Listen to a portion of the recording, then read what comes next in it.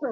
আমরা এই যে পদত্যাগ চাই, নামাবো, এসব আমরা শুধুমাত্র বলার জন্য বলি না। আমরা এখনো পর্যন্ত আপনাদেরকে সুযোগ দিচ্ছি শুধুমাত্র এই চিন্তা করে যাতে দেশ অস্থিতিশীল না হয়, নির্বাচন না হয়।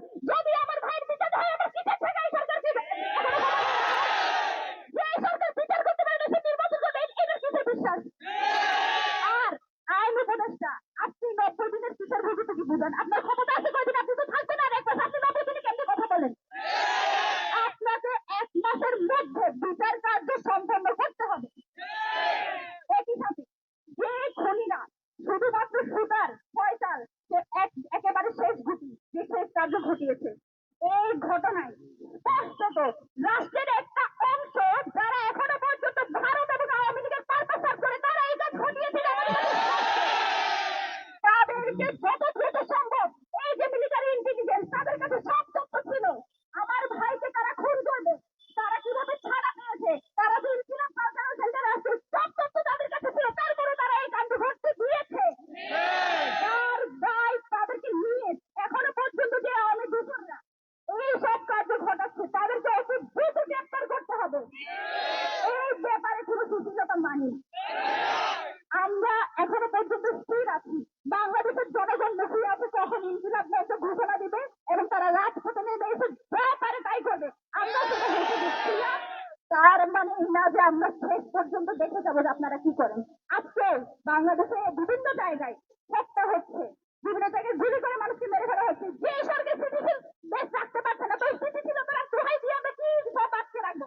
সেটা তাই সরকার নিবে না বলে আমাদের জনগণকে শান্ত রাখতে হবে। জনগণ তো আমাদেরকে ভয় পেতেছে। আপনারা কেউ তো আমাদেরকে বেশি উসমান ভাইকে ভালোবাসেন। আমরা গত 1 বছর ধরে এই মানুষ, আপনারা যেই মানুষটাকে গত 1 সপ্তাহ যাবত চিনেন, যার জীবনী জনে আপনারা এতখানি ব্যথিত যে এখন 11 দিন হয়ে যাওয়ার পরেও আপনারা রাজপথ ছাড়তে পারতেছেন না।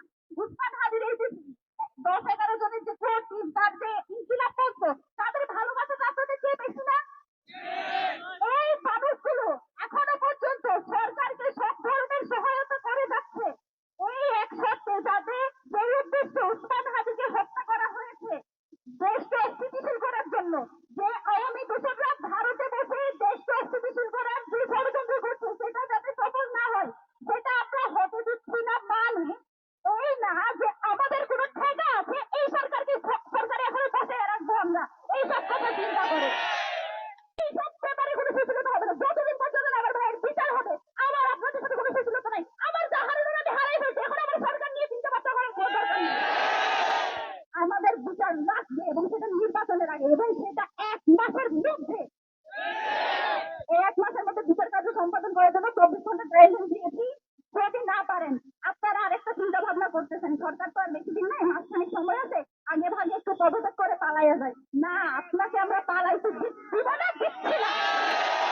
কোনোভাবে যদি ভাবেন যে আস্তে করে পালাইয়া যাবেন, এইটা হবে না। আপনি যাবেন, যাওয়ার আগে বলে যাইতে হবে যে এখানে কে আপনাকে কাজ করতে দেয় নাই, কার কারণে কাজ করতে পারে নাই, কার সাথে লিয়াজু করে আপনি এইসব কাজ করতে পারেন। এটা আমাদের স্পষ্ট দাবি।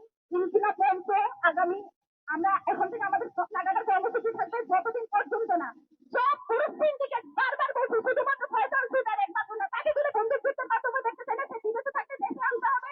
এবং বারবার বলছি, পুরো সিন্ডিকেট মাথা থেকে শুরু করে শেষ পর্যন্ত যে যা আছে প্রত্যেককে আইনের আওতায় আনতে হবে। আপনাদের কাছে আমাদের অনুরোধ, বিভিন্নভাবে সেবনেট করার চেষ্টা করছে, বিভিন্নভাবে আমাদের এই যে কার্যক্রম সেটাকে প্রশ্নবিদ্ধ করার চেষ্টা করছে। এই সেবনেট গুলো কারা করে আপনারা জানেন না? জানেন না?